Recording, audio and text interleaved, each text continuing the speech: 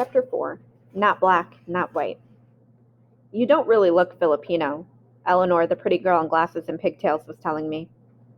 Born in the Philippines, Eleanor's family emigrated to the U.S. around the same time my family did. Our arrival in Mountain View coincided with a historic change in the state's demographics. Between 1990 and 2000, the years I attended California public schools, the state's Latino and Asian populations each grew by more than a third. Meanwhile, the state's white population dropped by almost 10%, and the black population more or less stayed the same, a statewide trend that would closely mirror the country's racial makeup in the following decades. Crittenden Middle School was a microcosm of this irreversible movement. Like California itself, Crittenden was a minority-majority school, where no single racial group had plurality. In the early to mid-1990s, between 1,300 and 1,400 students from 5th to 8th grade attended Crittenden. About a third were Latinos, mostly Mexican. The other third were Asians, most of whom were Filipino, some Vietnamese and Indian, and the remaining third were split between white and black students. Many of the Mexicans and Filipinos were descendants of farm workers who moved to Mountain View to work on the apricot, peach, and cherry orchards after World War II. A decade later, a Mountain View-based company called Shockley Semiconductor Laboratory first developed the silicon semiconductor devices that gave Silicon Valley its name. Like many Filipinos in the Philippines, I grew up listening to Michael Jackson and Whitney Houston, but I didn't know Whitney and Michael were black or African American. And I didn't know that Julia Roberts and Macaulay Culkin were white. In the Philippines, they were just Americans. When it came to the subject of race, my 14-year-old immigrant brain couldn't process it. I knew I was Filipino, that much was clear.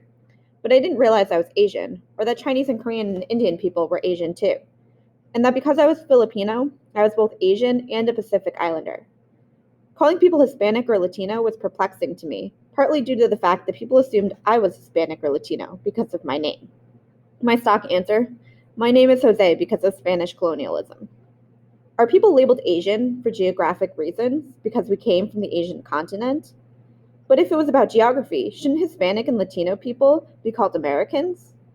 According to the maps and to the Miss Universe pageants that I watched religiously as a kid, Hispanic and Latino people are from Central and South America. What was the difference between these Americas? People come from the Philippines, from Mexico, from Egypt, from France. As far as I could tell, white was not a country. Neither was black. I looked at the maps. Are people Asian and Hispanic because Americans started labeling people black and white? Did America make all this up?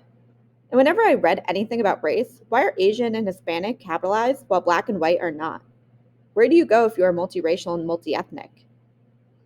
I'll never forget the day of the O.J. Simpson verdict.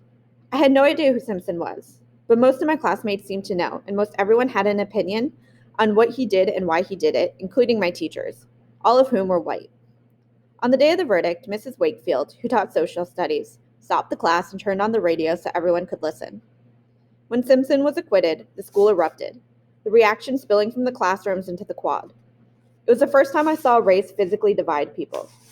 Black students cheered the outcome, white students jeered it, and Latino and Asian students, who made up more than half the school, looked at each other, wondering which side to join. This dynamic, Latinos and Asians seemingly left out of the black and white binary, would become a dominant question in my life. Where do I go? Do I go black?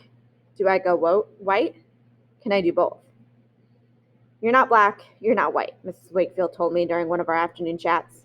An elderly white woman, she walked around the campus with chalk all over her hair, with oversized eyes that could see more than what you were willing to share. Mrs. Wakefield was the first teacher I developed a friendship with. Consider yourself lucky. I didn't. I was just mystified. But what was becoming clear, and what I started internalizing during my years at Crittenden, was that race was a tangible, torturous, black or white thing in a country where conversations about how you identify and whom you represent largely fall into two extremes. Non-black, non-white people had to figure out which side they fell on and to which degree. In my early formative days in America, while observing my classmates and watching TV and movies, I learned that my race was as much about behavior, perceived behavior, expected behavior, as it was about physicality. Don't be too white, I overheard my Mexican classmates tell each other. Why are you acting so black? My Filipino friends said to one another. None of the comments sounded complimentary. Sometimes the comments from my non-white, non-black classmates were as negative toward white people as they were toward black people. Too often, I stayed silent because I didn't know what to say. I wasn't sure how a Filipino was supposed to look or where a Filipino was supposed to fit.